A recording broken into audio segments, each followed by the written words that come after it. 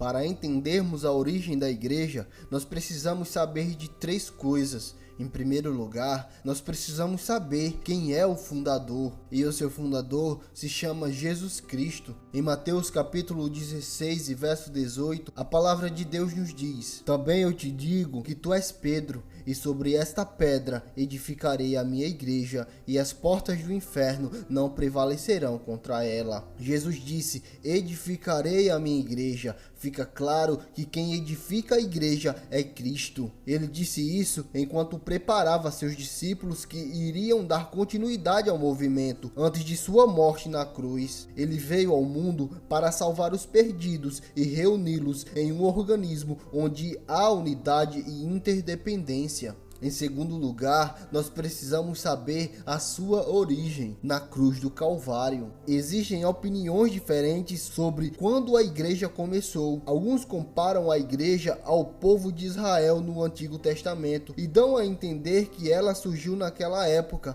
Outros dizem que teve início quando Cristo nasceu. Alguns ainda dizem que ela começou quando Jesus se manifestou na cruz, e há os que afirmam que o surgimento se deu no dia de Pentecostes. O apóstolo Paulo, ensinando a igreja em Éfeso, disse o seguinte para os líderes: "Atendei por vós e por todo o rebanho sobre o qual o Espírito Santo vos constituiu bispos, para pastoreardes a igreja de Deus, a qual ele comprou com o seu próprio sangue." Atos capítulo 20, verso 28. Note que o texto afirma que a igreja de Deus foi comprada pelo sangue de Jesus Cristo. Foi na cruz que Deus iniciou o processo de reunir pessoas para formar uma nova comunidade perdoada, sacrificando para isso a vida do seu próprio Filho, Jesus Cristo. Podemos dizer que, embrionariamente, a igreja estava sendo preparada no Antigo Testamento. Teve sua gestação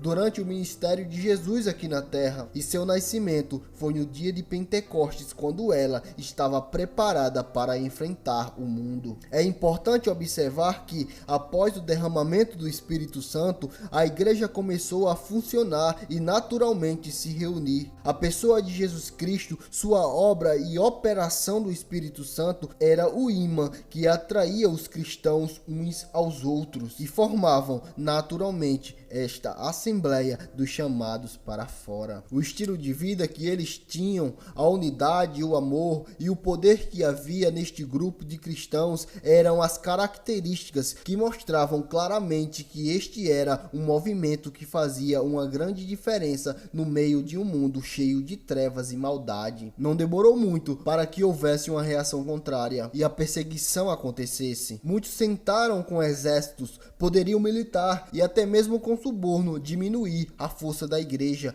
mas ela está viva e continuará firme e forte até a volta de Jesus Cristo. E em terceiro lugar, a sua composição, chamados por Deus. É uma assembleia de pessoas que foram chamadas por Deus, lavadas, santificadas e justificadas no nome do Senhor Jesus Cristo. A Bíblia diz em 1 Coríntios capítulo 6 e verso 11: "Tais fostes algum de vós, mas vós vos lavastes, mas fostes santificados, mas fostes justificados em o nome do Senhor Jesus Cristo e no Espírito do nosso Deus."